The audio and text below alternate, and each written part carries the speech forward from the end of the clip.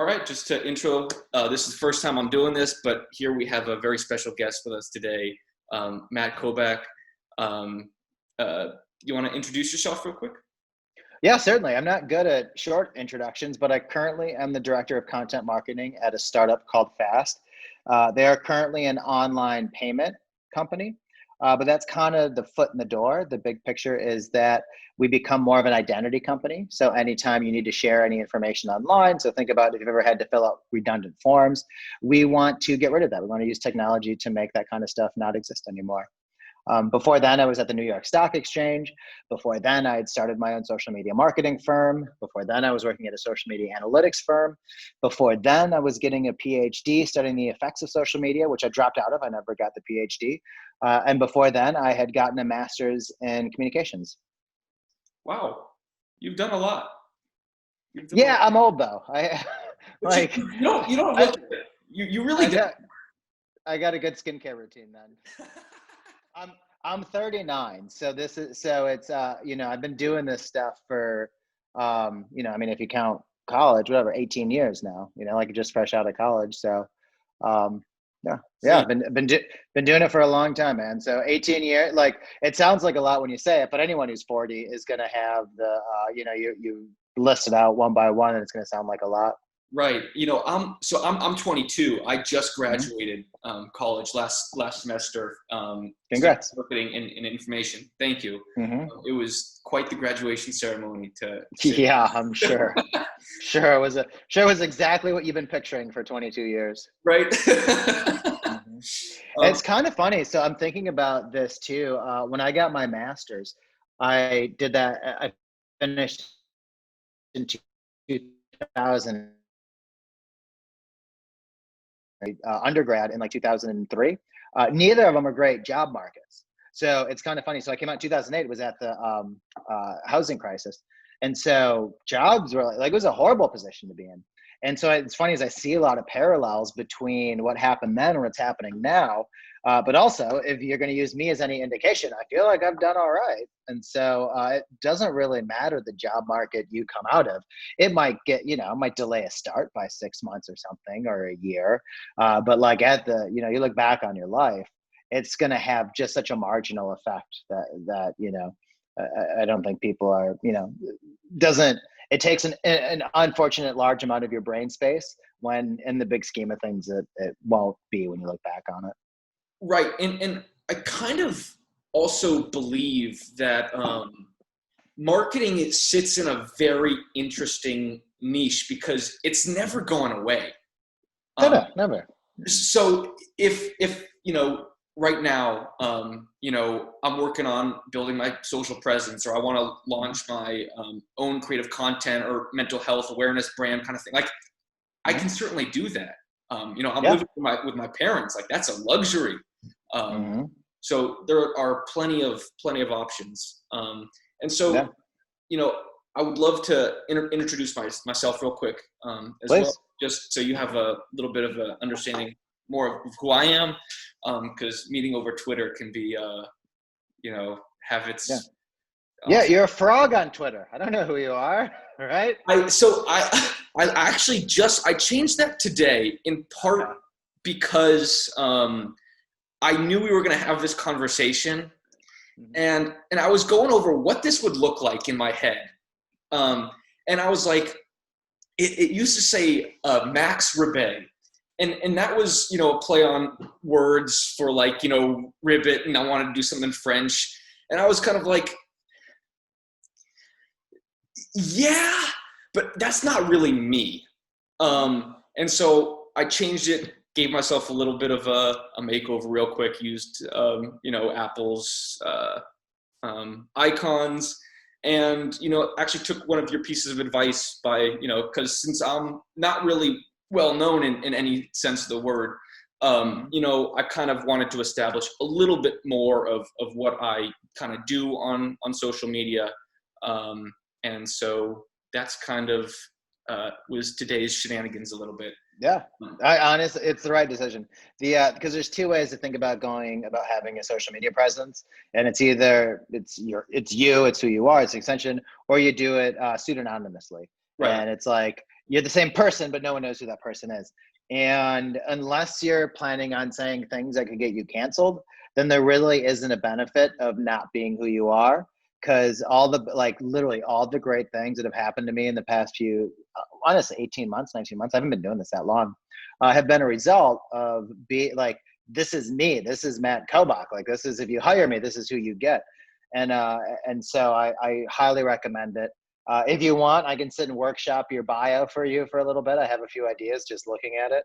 Hey, that would be awesome. Yeah. Put it back on right now. Oh, all right, great. No, let's do it right now. What I would do, so when you're having a bio, and so by the way that you've written it, I can tell that you've heard what I said and taken it to heart. So obviously it's this idea that you don't want to make people guess what you're going to post. You want to make people understand exactly what it is. And I think you do a good job of that. I think you could even make it a little snappier. I think if anything, it might even be too long. And I'm always, and this is me, this is maybe a bias I have, but I'm always trying to make things shorter, always trying to make things easier to read. So looking at what you've got, and also too, this is just a first draft of your bio, you know. Yeah. And what I mean is that, like, you might post for 6 months and realize, you know what, I haven't really told many jokes. It's not, you know, it's not what is, you know, or like I tried jokes and no one cares, no one laughs. Right. So you kind of realize that that's not really where you're kind of getting the signals from the universe. One thing that I would do is, this is just an observation that I've had, is that last one where your cursor's hovering over right now, where it says inspirational quotes. I have never had any success sharing other people's ideas. So I like, as far as the strategy of going of what you're sharing, I would maybe even get rid of that. I would do your own quote, like, you know, like quote, if you come up with your own content, that's great. Saying a quote sounds like you're going to be doing other people's. Gotcha. And it's just really hard to kind of have success. Like, the idea being, if I wanted to follow like Elon Musk for, you know, if I wanted to get his thoughts, I would follow Elon Musk, you know. Or like, if it's a Ben Franklin, like there's a Ben Franklin bot that's going to tweet Ben Franklin thoughts. The way that you kind of use Twitter to open doors of opportunity, or to share your own thinking. You know, by sharing other people's thinking, it just doesn't really do that much for you. You've got to figure out how to share your own. So I would, and also to the providing social commentary in the form of jokes, stories, and inspirational quotes. I would just even say something like providing social commentary through storytelling, or through something, you know, like, or through anecdotes. Like, that seems actually kind of interesting. And that seems kind of unique. And anecdotes are jokes. Like, you can figure, like, anecdotes can have humor in them. Right. And then all of a sudden it becomes very clear kind of what's going on here. You know, providing social commentary through metaphors, whatever it might be that you do it, but that becomes a now interesting perspective that you have that other people won't. And also too, this founder of the Simple brand and lover of myths, I don't know what the lover of myths thing is. Doesn't matter that I know or not. But the fact that you love it means that you should apply it to the way that you kind of talk. So if you like myths, then you probably like storytelling, and you probably like, you're figuring out that there's certain characteristics in successful myths and successful storytelling. And if you can now incorporate that into like kind of these anecdotes that you're sharing, now all of a sudden you're becoming someone who's able to spin myths, or to like like kind of break them down and make people understand why they matter or why they're effective. So take these kind of two different things that you're talking about and combine them into max. Like, that's the tricky part. But that's where the secret sauce is. And that's honestly exactly what I did with mine. If mine was written like yours, I would say providing insights on creativity, marketing, and content creation. Right. And I would say lover of philosophy.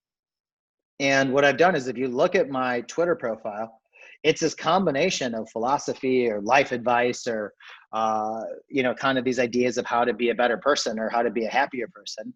And I kind of combine, I blur the lines of when I'm talking about philosophy or kind of advice to myself, and when I'm actually talking about marketing, content, or creativity. And by doing that, now I've got this voice that no one else can compete with. Like no one really thought to put those two things together before on Twitter. And so that made me instantly stand out. It's kind of this idea of Uber where it's like you take something that already exists, you take this one thing, taxis, and then you take this other thing, like GPS and technology. And once you combine the two, that's when you get this like beautiful new thing. And so that's how you kind of should think about your profile. And it doesn't have to be that prescriptive as that.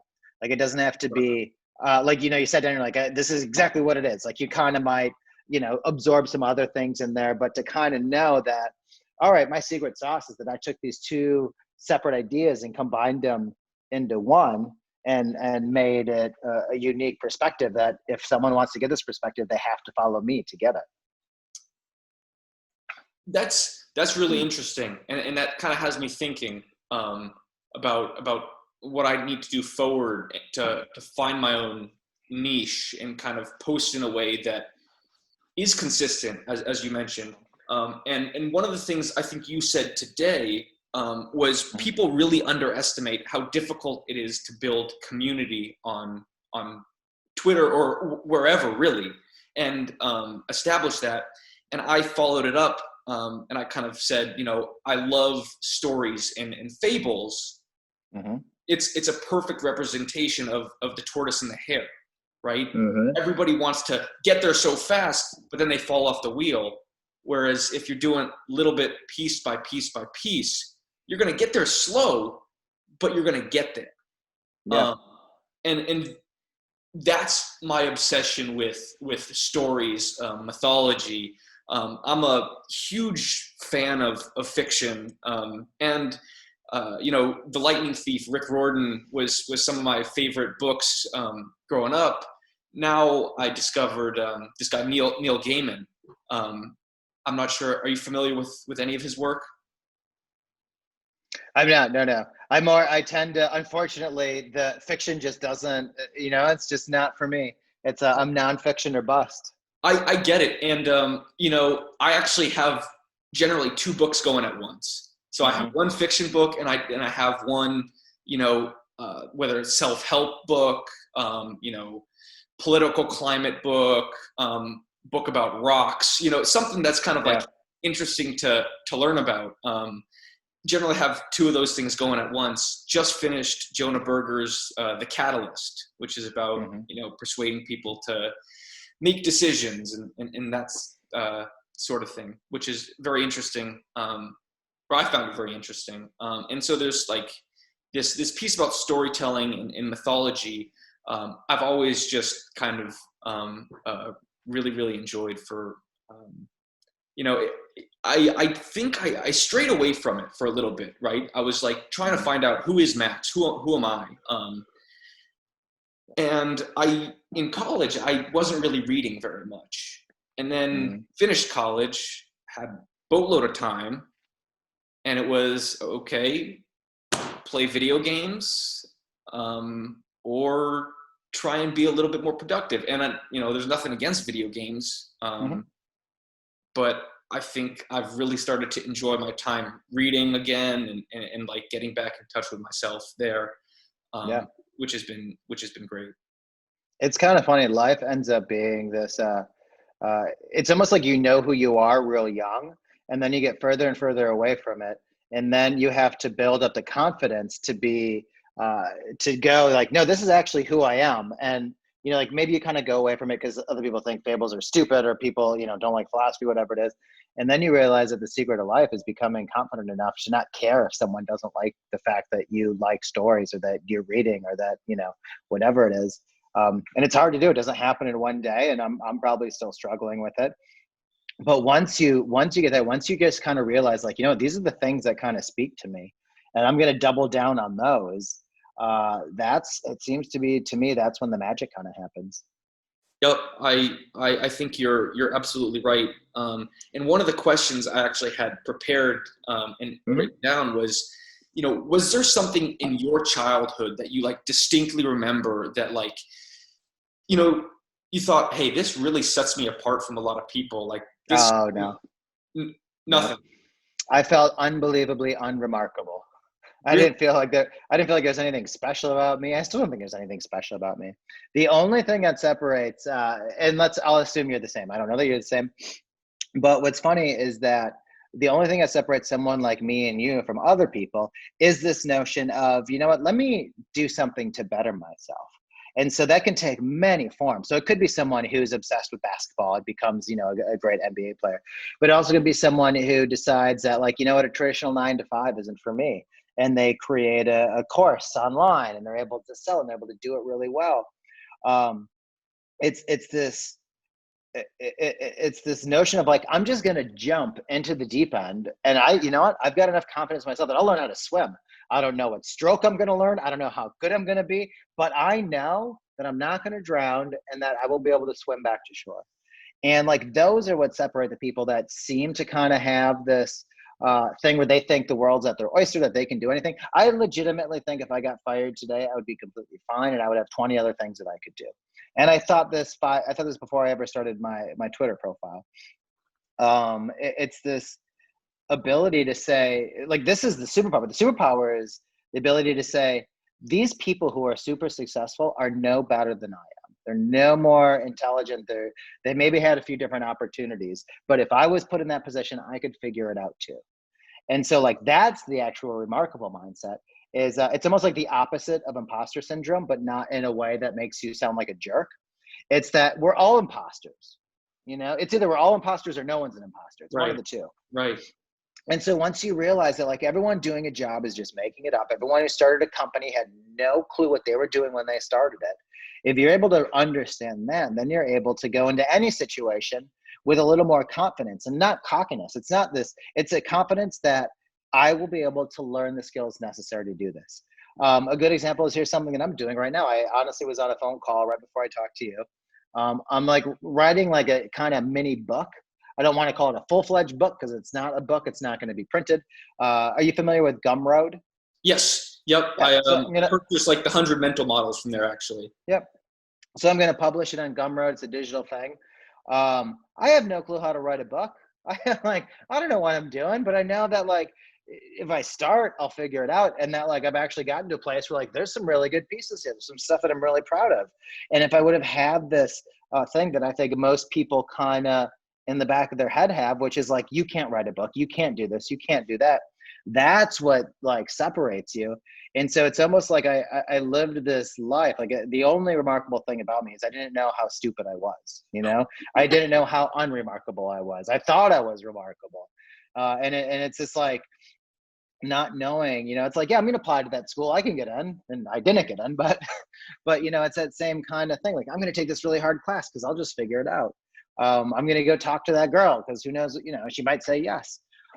So it's really this idea of kind of just not knowing your own limitations, because you realize that 90% of the limitations that we have are self-imposed. Like, we say no to ourselves before anyone else ever does. I didn't get a proper job until I was 33, where I had like a boss and everything. And even then, I didn't know what I was doing. So I went in there. Everyone's using all this like business lingo and cliches and stuff. I didn't know what any of them meant. So I'm just asking people. And then after they gave me, let me think, they gave me $70,000 more than I wanted. I asked for $70,000. They gave me the full yearly package, was 140.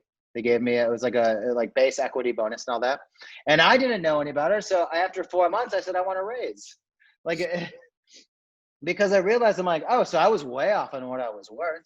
And then on top of it, I might be worth a little more because I had some success in work. Like, everything was going really well. I was getting a bunch of great feedback. And when you do social media, when you do marketing, you get feedback from the public. Right. You've got them telling you. It's not like it's just your boss. So I was like, I seem to be doing pretty well. So I was dumb enough to ask for a raise, and they gave it to me.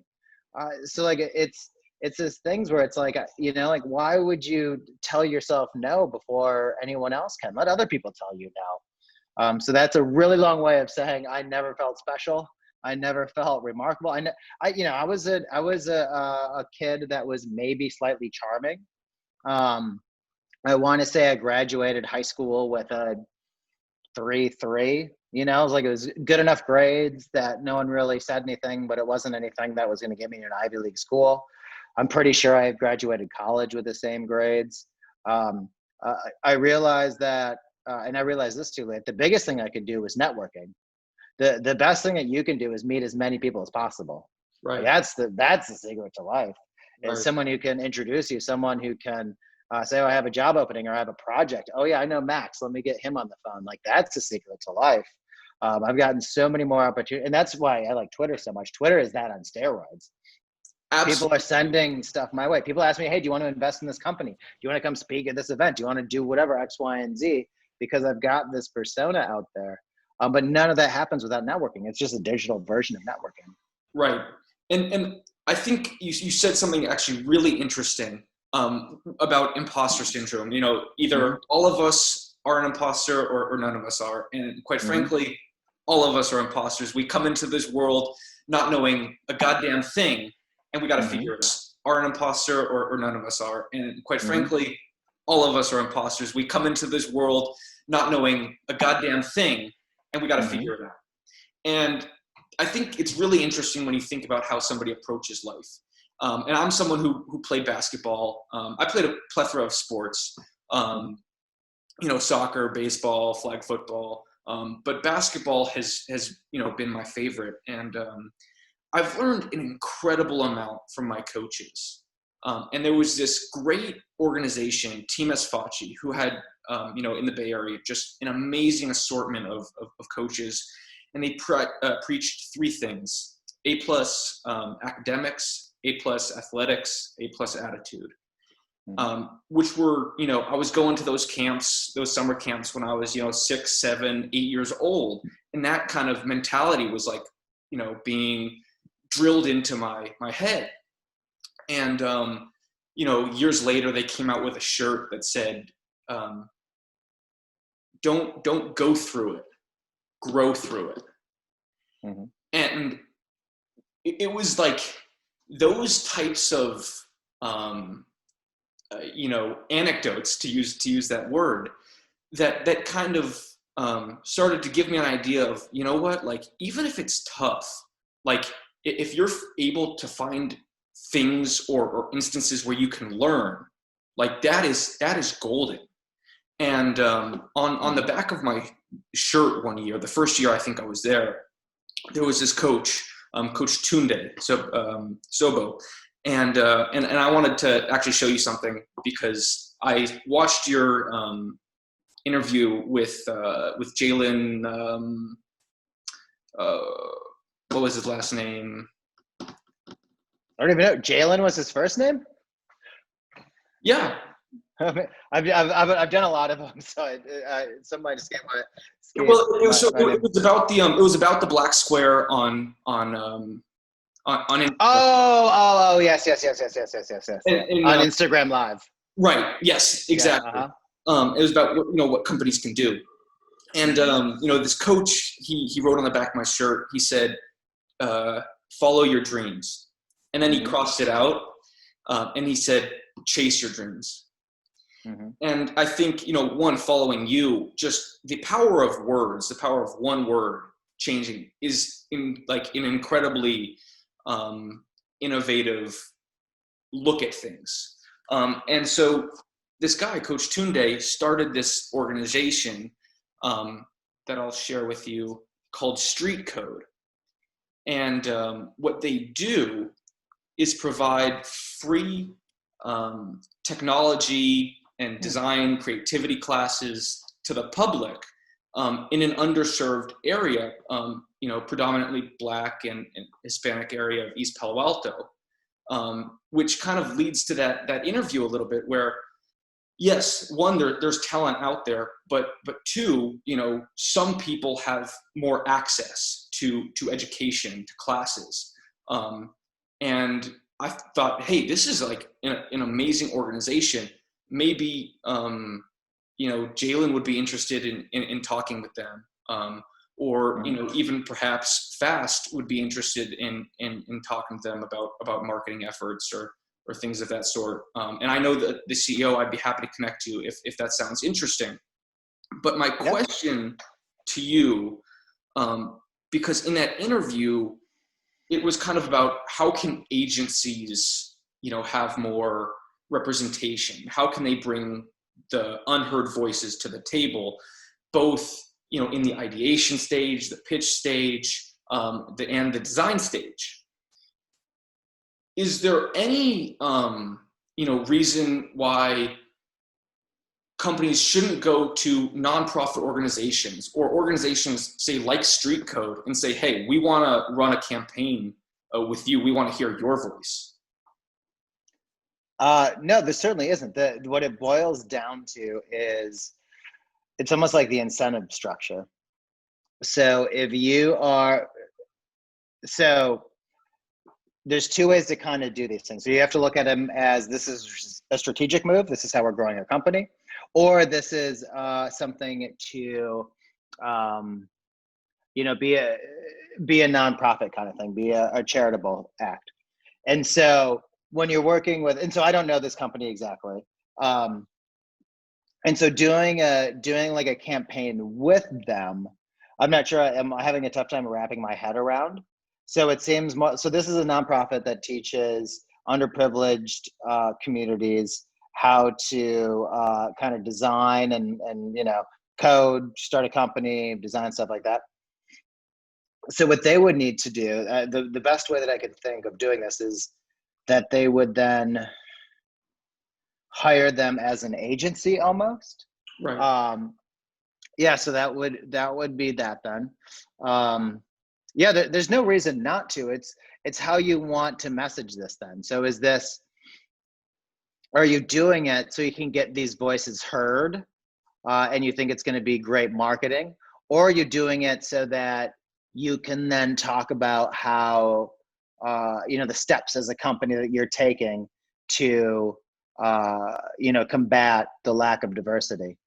So the short answer is there is no reason not to. The long answer is if you're a small company, it's hard to kind of put efforts towards that if you don't think they're going to pay out. So let's say you're a small company to like do some really good marketing. You're going to want to go to a place that has a track record of really good marketing.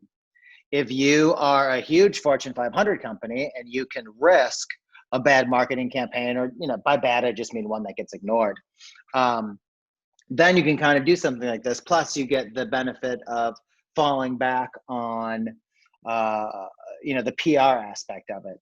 I am probably a little more pessimistic, I guess. I don't know what the best term is. But I'm, like businesses are always in it for themselves. Like even if you're doing a charitable act, I think it's still selfish, for the business. And there's good selfish, there's bad selfish. And so I think you would just have to convince any business that if they wanted to go this route, what's in it for them? Like what, you got to tell me what's the best case, what's the worst case, and how is this going to make us more money? And that's really all it boils down to. Are you a fan of Alan Watts by any chance? I don't know that I know who that is. Who is that?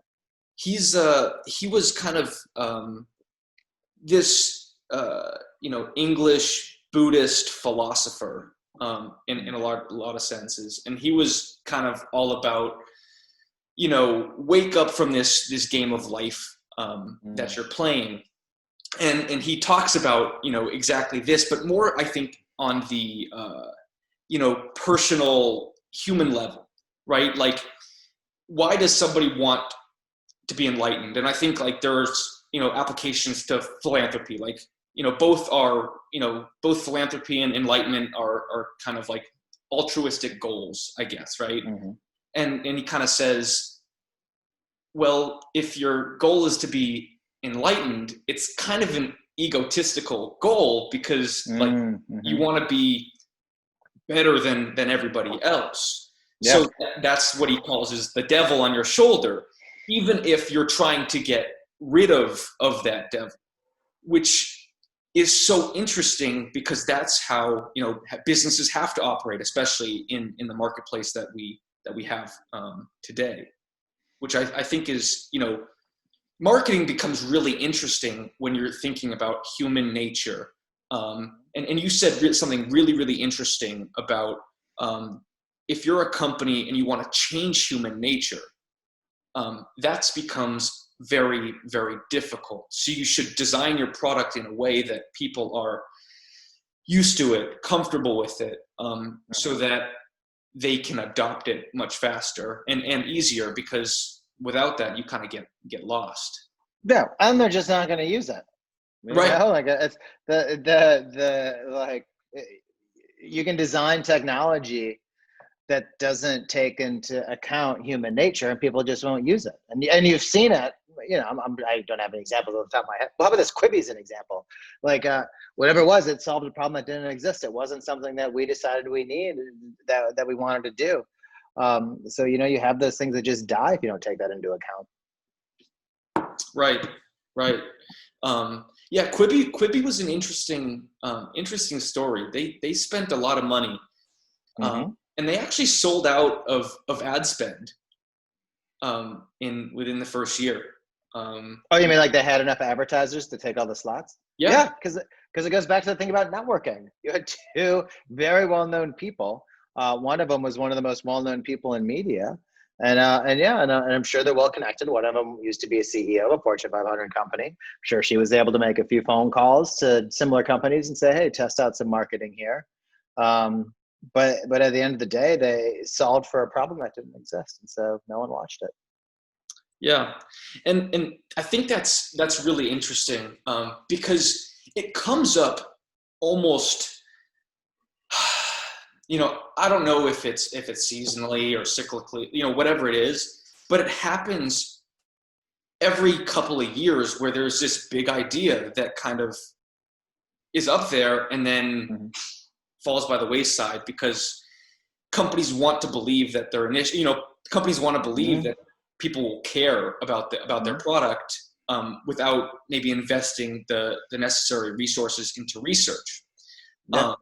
And some of it goes back to that storytelling or the fable kind of thing. If you can get someone who can tell a really good story, that's how you get an Adam Newman, and that's how you get a Quibi. People don't. You got to kind of take it on faith, and they're so charismatic, they're so convincing, that they get millions, if not billions, of dollars. What's funny though is the flip side is there's also very successful companies that have the same people. Like you need those people to kind of sell your story and to sell it. It's just sometimes they're selling a product that people don't need.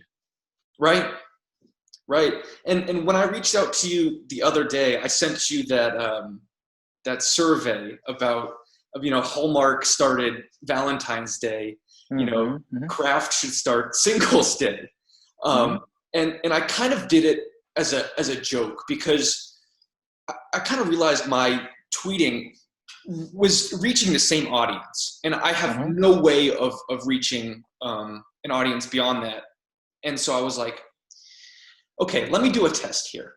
Polls are great ways of getting interaction and measuring whether or not people are kind of interested in that poll.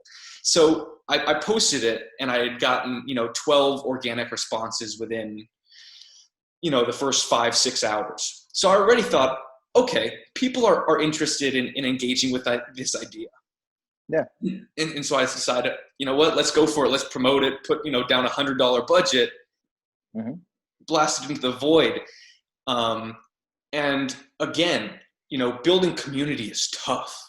I gained one follower from that experience. Some of it being my profile was probably not very attractive to people coming. It didn't really talk about who I was. So people, even if they came on there, they're like, this probably feels a little bit off. Yeah. They just didn't even know who you were. They didn't. It wasn't clear why they should follow you. Right. It was that simple. Right. And which, by the way, just I don't want to forget this. So you've promoted them. Believe me, I've done tons of campaigns where we've promoted tweets. I have been retweeted by Jack Dorsey multiple times. None of it ever gets me any followers. None of it. I get honestly, a retweet by Jack Dorsey, which gets seen by a million of people, I maybe got 100 followers. That's it. So anyway, sorry. So go on. So it's not just the ads. It's this. You can't. A bunch of people see it. That's not what builds a community. Right, because kind of brings us back a little bit full circle when we talk about consistency. People see something once and they're like, "Oh, I saw it," right? Unless it's a really great movie, you're not going to go see it when it's still in theaters, right? Like You've seen it. You're not going to go spend that money again. You're not going to put in the effort. Um, so, I promoted it, but I got really good feedback about it. And I Mm-hmm. started to engage with people. People were Mm-hmm. commenting a little bit. I had someone say, no, they should do macaroni and cheese day. Mm-hmm. And I kind of said, but, there's the whole like craft singles, like, come on, Mm-hmm. there's an idea here. And they get back Yeah. to me, they said, okay, that's fine. But there also has to be, macaroni and cheese day. And I looked it up on Google. I was like, oh, that's July 14th. So I responded, Yes, of course. mark your calendar, July 14th. Forecast is hot and cheesy with a side, chance of breadcrumbs. Mm-hmm. And I think some of it's actually been studying how you respond to people. And so, for people who might not be too familiar with who you are, would you mind talking about that experiment that you ran? That when did that kind of start? That you said, "Hey, I want to start building a community." What were those first steps that you did? Any kind of like early struggles you would say, "Hey, I tried this and it didn't work," or what, there was something I didn't do until a year down the road that eventually was like the hot topic. For me, it was I did not lean into who I was enough from the beginning. So when I started, I was working at the New York Stock Exchange, and I really had kind of decided to do it as a challenge to myself. So when I started there was really no social media for the stock exchange. It was really kind of crappy. We didn't even have an Instagram or anything like that. And I was able to build it up. Like I got, 1.5 million followers on Twitter and 500,000 on Instagram and stuff. But I was always kind of wondering that it was like, was this me? Like, was it something like, did I have these good ideas that did it? Or was it like anyone who was even halfway competent could have built the New York Stock Exchange social media into a powerhouse? So I kind of thought like, all right, I'll do it. I'll use my name. I'm still working there, so I couldn't go work for another brand. I was like, let me see if I can build my own persona. Let me see like that. Like no one knows who I am. I don't have some like 230 years of branding history. So I'll try it with myself. And I at the time was working at the stock exchange, so I was into equities and business and stuff like that, and trying to figure out like, all right, what is it exactly that I'm going to talk about? And so I was kind of decided, I was like, all right, I'm going to talk a little bit about business. And I was doing a segment with a media outlet called Cheddar most days, and they're just like a kind of millennial focused media outlet. And so I was like, maybe I can do that. I can be like a little bit on air talent and talk about what was going on, and I know how to format it in a good way for Twitter. And then I'm also interested in social media, so I'll kind of combine that. Maybe I'll talk about like the business of social media. And so I did that for a little bit, and I did okay doing those. But what really hit the mark was when I was giving very practical advice about social media, about creating content. When I had just kind of said the stuff that everyone who worked in that industry already kind of felt that they knew to be true, but they hadn't said themselves. So it's almost like there was this unspoken acceptance that there are these people who, for lack of a better term, were charlatans in the industry. They had built up really big followings, and they kind of said the same BS stuff, and that doesn't really mean anything. And without calling them out, I kind of called them out. I didn't say anyone by name, and I didn't say, even kind of use them as examples, but it was just kind of like, this is the stuff that works. This isn't what works. And, the responses I got were like, thank you. I'm so glad someone finally said it. And so I started leaning more into that kind of stuff, more of this just like, I'm going to say really obvious things about social media because that seems to be what's working, or at least obvious to me. And what it turned out was there was these kind of two demographics of people. There were the people that were very much like, thank you for saying that. Like, I've been saying that for years, and it's good to know someone finally agrees with me. Yes, I endorse this, which is just a way of saying they retweet it. When they kind of say something. The other side is the people who are just getting into social media. And these are the people going like, oh, okay, yeah, that makes sense. That's actually very logical. It's the opposite of kind of what some of these charlatans have said, but like, you've got some credibility, you've been doing this. And that actually makes sense to me. So I kind of got both these angles. I got it from the professionals that were doing it, and I got it from the people who were studying it and wanted to work in it professionally or had just started their career. And then when I started taking about like kind of adding that layer of who I was, which is this like I just like reading books about philosophy or human nature and stuff. Once I started layering that on top, that's when I got this completely unique voice, and it's when it just took off. And there are certainly some things I think that are out of like other people's control. So I think you could do all the things I just said right there. But I was verified. I had gotten verified through my time at the New York Stock Exchange for doing that kind of on-air reporting. Um, Working at the stock exchange, like it gave me instant credibility. It is no accident that when you went to my Twitter profile, and if you still go there, you see a picture of me at the New York Stock Exchange. Right. It's like, oh, I don't know what he's doing there, but he's doing something, and I know that like not everyone gets to go there. So instant credibility there. Um, Being a straight white male, I think all that helps. I think I don't know that it gives you an advantage, but I don't think it gives you a disadvantage. And if you're not those three things, I think there's some people that are just not going to take you as seriously if you're not a white straight male, unfortunately, and abled. So I think those are kind of things that like it all just kind of came together to create this account that just really it took off kind of pretty quickly. It was like a slow increase, and also too, like I said, I had a retweet from Jack Dorsey, Right. and that didn't give me any followers. No, didn't put me on anyone's radar. But what it did was go, oh my God, this is fun. I could do this for another 6 months. I don't care if I get any likes or retweets. I got the founder of this thing retweeting me.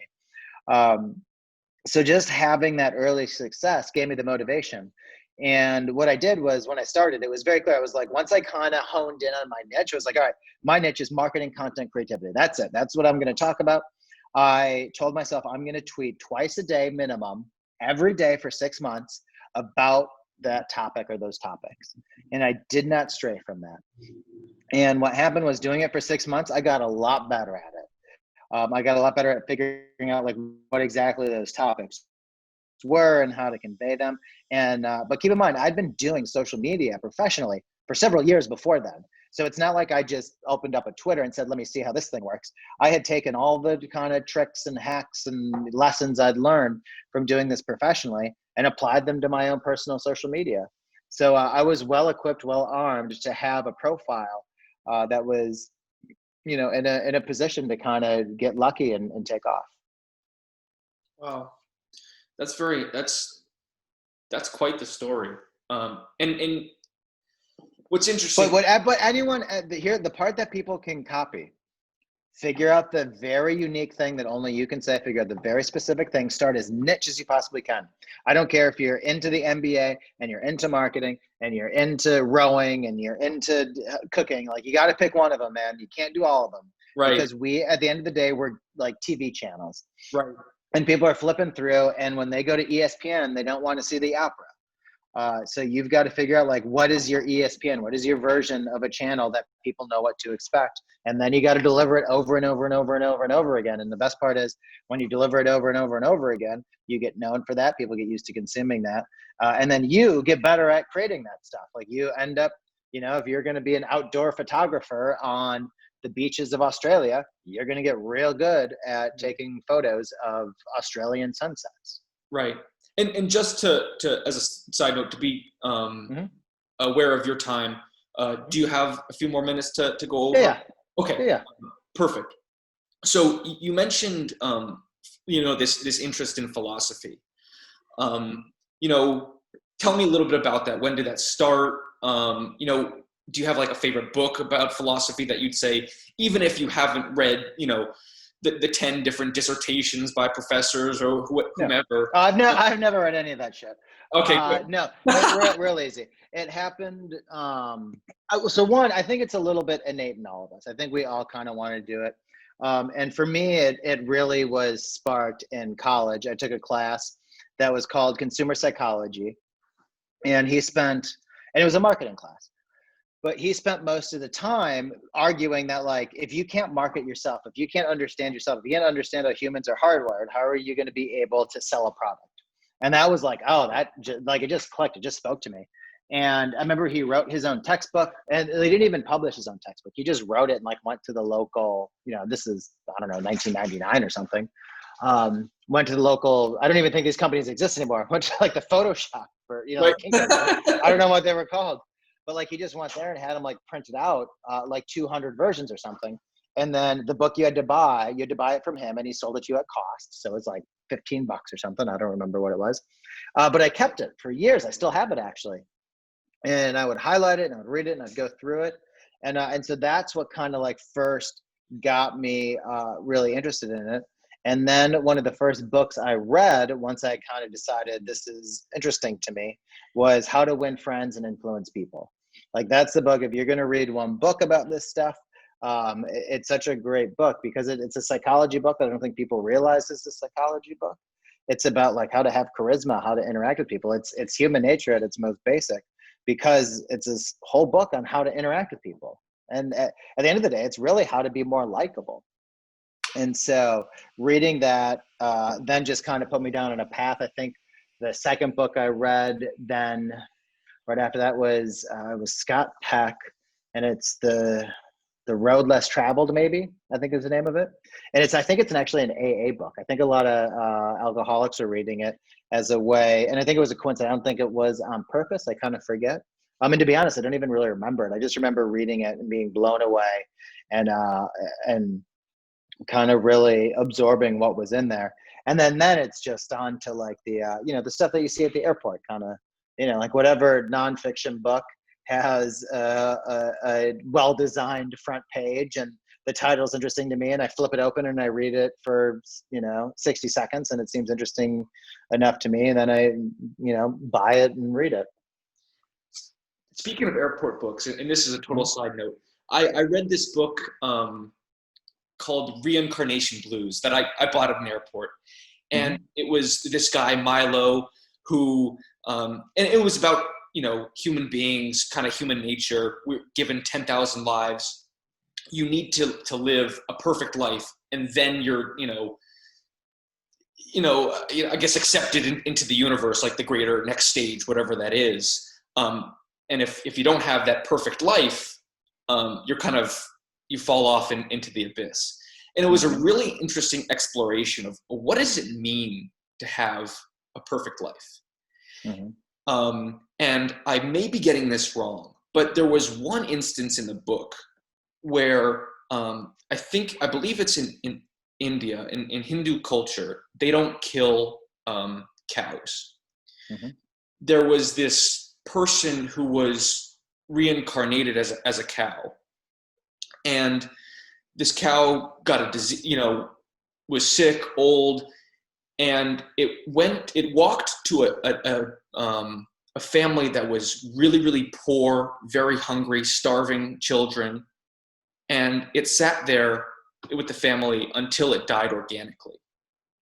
And that individual was then accepted into the greater part of the universe because they did such an act that even if they, as a cow, they had eaten from a pasture they weren't supposed to before, they had ended their life in such a way that, it was in service of others and not themselves. What is your, view of philosophy? Because, I would love to have another call about this where we kind of discuss that, because I am trying to launch the Simple brand, which I'll share my screen again. Started off as, just an idea. And it started from this, like the fact that like, I didn't like certain hats. I didn't want to wear a baseball logo all the time. As much as I love Nike and Adidas, I didn't want to wear, a Nike and Adidas logo all the time. And so but at the time I was like thinking about starting my own consulting service and website creation agency. And I had one client and I, made a website for $35. So that was like my first success in that arena. And so I started, I made one hat, and it started with, a navy hat with white lettering. And, I just would wear it around, and I was like, finally, I have a hat I can wear on any occasion. Then days go by, I'm at the University of Colorado Boulder. I have people saying like, I really like that hat. Where'd you get it? Can I have one? Or like, can I buy one? I was like, oh, I made it, and so I started to like collect in my mind who had told me that they'd liked it. And so I would go to Lids actually, and they have like the hat embroidery stations. And I would just buy a 47 brand hat because I liked that, the quality and I liked the way it fits. And then I just started going crazy on these colors. Some of it stems from my interest in fashion and clothes, which has been there since youth. Our first conversation and the first time I reached out to you, I don't know if you remember this, was because Paige Denham. Oh yeah, that was you who told me to get those jeans. Yes. Oh, I got them. Yeah, they're here somewhere. I'm traveling, but they came with me. Yeah. Yeah, and I was at Nordstrom for some time. That was the first job I ever had. If anybody's watching who's about to enter college, work for Nordstrom, because that was a place that I learned, one, how to talk to people, how to help people, and how to solve problems, because people come in all shapes and sizes, and unless you're working with them, you'll never actually figure that out. And so this project now has kind of morphed into something where simple actually stands for so many people to love. And I want to, I'm starting another Twitter page in accordance with it to, celebrate people, celebrate struggle. I think something I came up with the other day was, you didn't see the tears, my tears on the bathroom floor, but I'm so grateful you get to see the smile in the mirror. And I really want to highlight people like that. Again, one of the reasons to take that craft thing a step further was, well, wait a minute, single mothers, single fathers are actually an underrepresented market. Like, I don't see any brands reaching out to those groups and saying, hey, we understand your struggle. We're a brand that has a product that can resonate with you in some sense. So I'd love to have another kind of call with you to talk about philosophy as it relates to mental health, because in my own journey, it was finding people like Sadhguru, finding people like Alan Watts, Ryan Holiday, and Stoicism that kind of said, I need to learn a little bit about what it means to be a human, because we all go through struggles, but it's not whether or not you go through a struggle, it's how you deal with it. I've been following Gary Vee for some time. And he kind of says, if you're not making content, what are you doing? And I was kind of thinking, okay, yeah, Gary, I know, like, you're, but recently, a couple days ago, I was like, okay, yeah, I start to get it. I know what I feel like I know. At least I'm starting to say, you know what? Let me take a chance. Let me see if there's something in this space that I can do. And quite frankly, I'm patient because I know it's not going to happen tomorrow. I know it's not going to happen the day after that.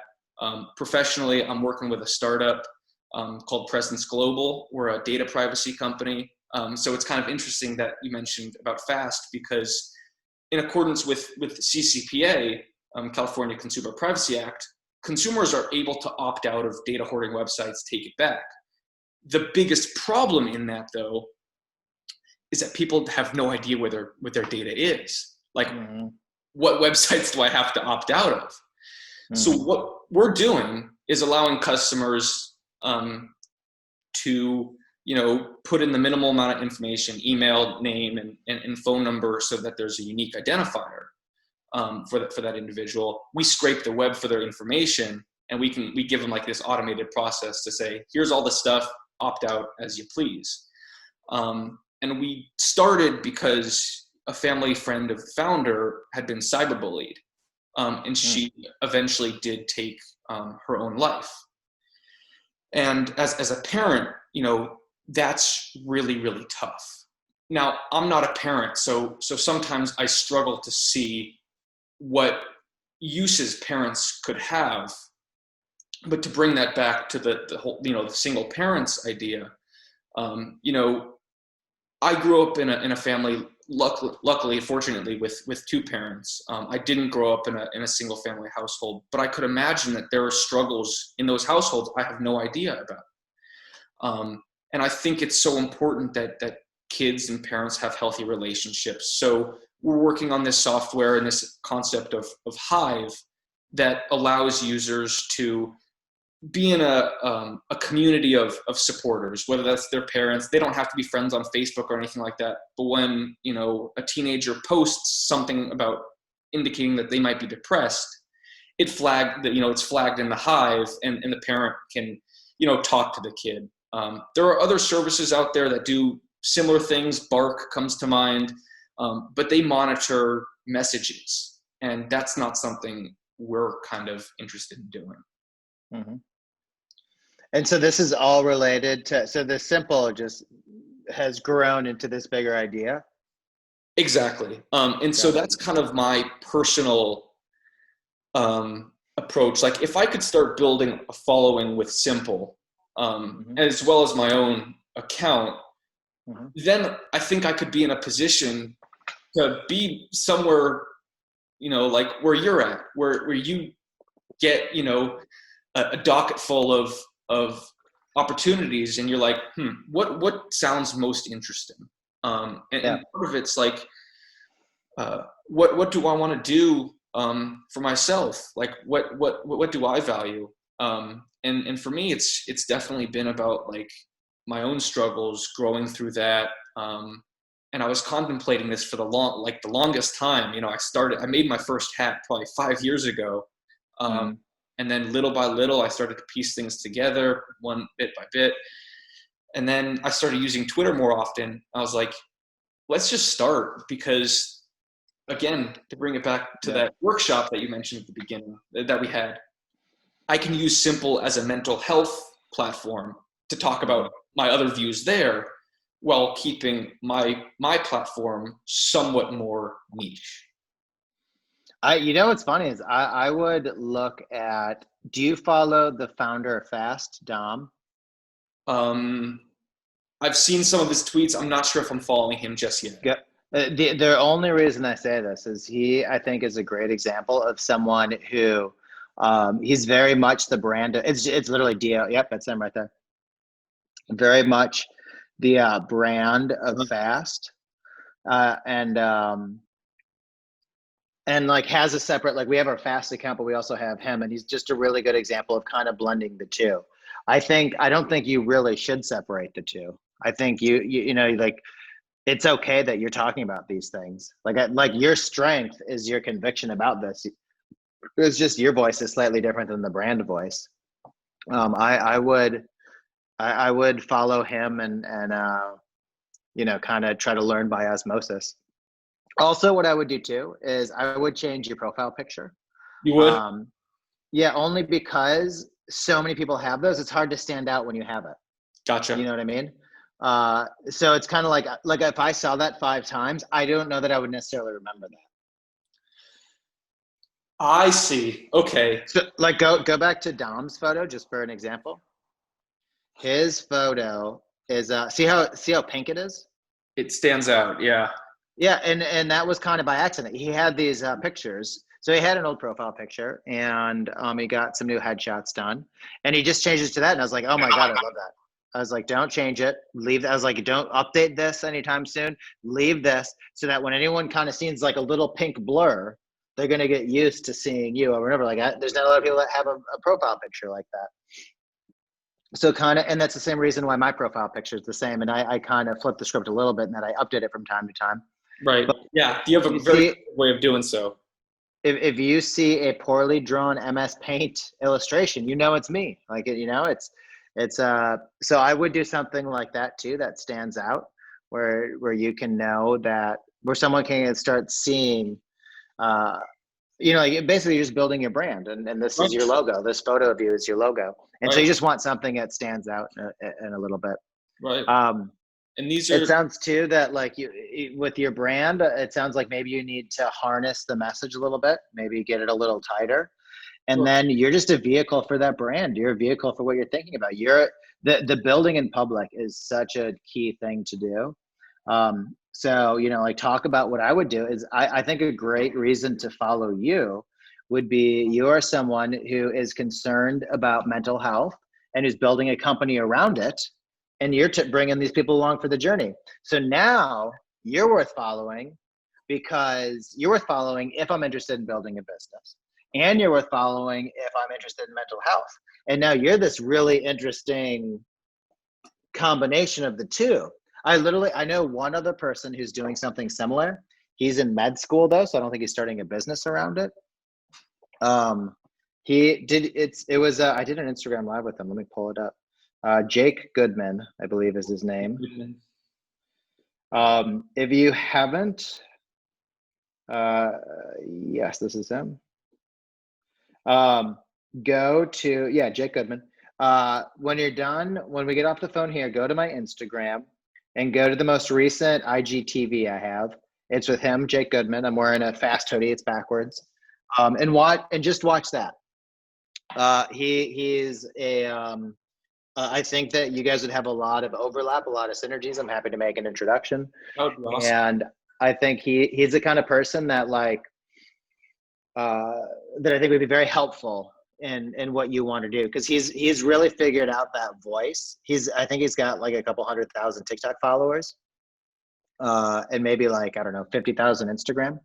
Gotcha. So he's figured out kind of how to talk about mental health in a way that people want to listen. And Gotcha. so he would be a great example. And what's funny is and he's got a clothing line too about mental health.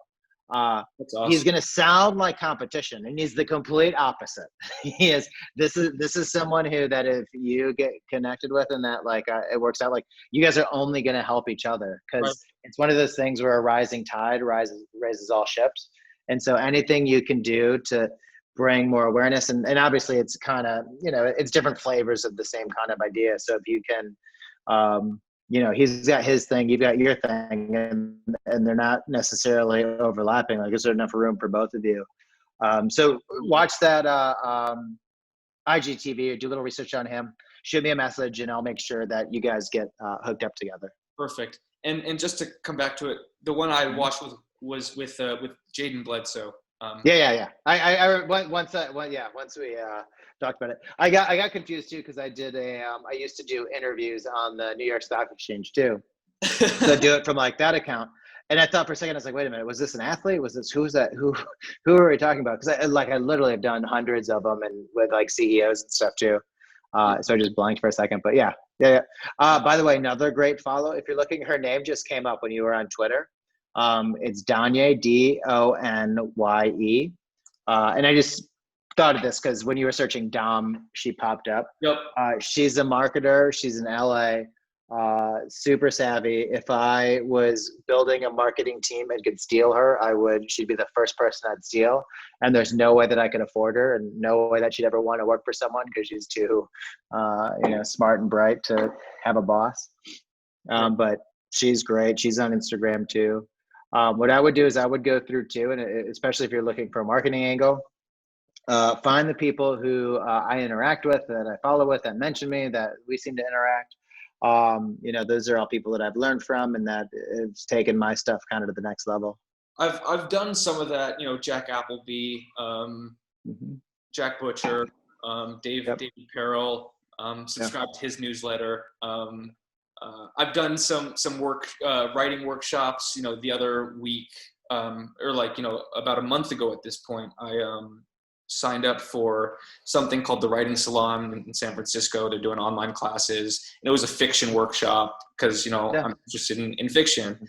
So to kind of bring that full circle. So I don't want to take too much of your time. I really do, appreciated you hopping on. Hopefully we could do another one of these on a different topic if that's interesting to you at Yeah. all. You've got my information. See if what I said makes sense and you can apply it. And yeah, we can stay in touch, man. I'll shoot me a message and I'll give you my phone number. My Twitter DMs are a nightmare, so things get lost. They get lost real easily, man. So Yeah, I won't miss it on text. perfect. That would be awesome. And again, I'm happy to make an introduction to Street Code. No need to answer that right now. If it is something that's of interest, I'm more than happy to do it. As I've said, there's at this point, I think there's not much me and my 200 followers can really do to help you.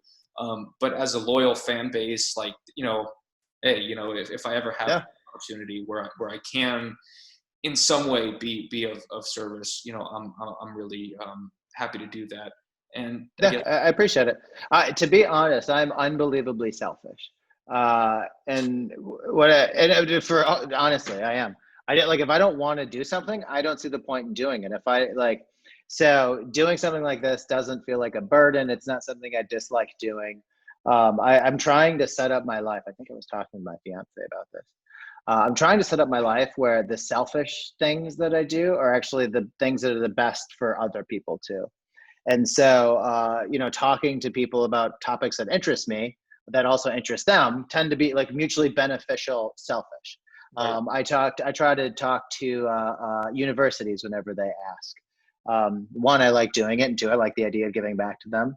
But it's selfish. I do it because I like doing it. So yeah, so this stuff, I honestly, I mean this in all sincerity. I wouldn't do this if I didn't want to do it. I wouldn't have the conversation. And to be frank, if all of a sudden the conversations, I got less out of it, I would be the first person to say, sorry, I'm busy. I need to focus on other things. So yeah, happy to do this. Happy to talk to you, man. Absolutely. That's, again, I'll say it again, but thank you. Really do appreciate it. I know you have another meeting you got to get to. I look forward to staying in touch and talking again. I gained a lot from this, and I'm probably going to watch this a few more times. In terms of a small anecdote, I know you said you were a sports fan. I recently started playing pickleball. My uncle has, a warehouse and it's one of those places where you can kind of socially distance a little bit. And so it's been a lot of fun. And literally today in the Atlantic City paper, this guy, there's, pickleball interest outpaces court space. And this guy says, I'm addicted to the sport, said Rich Fleury, who said he used to be an avid tennis player. I've given up tennis. I've more or less given up golf. And I thought this could be so funny in an advertising campaign.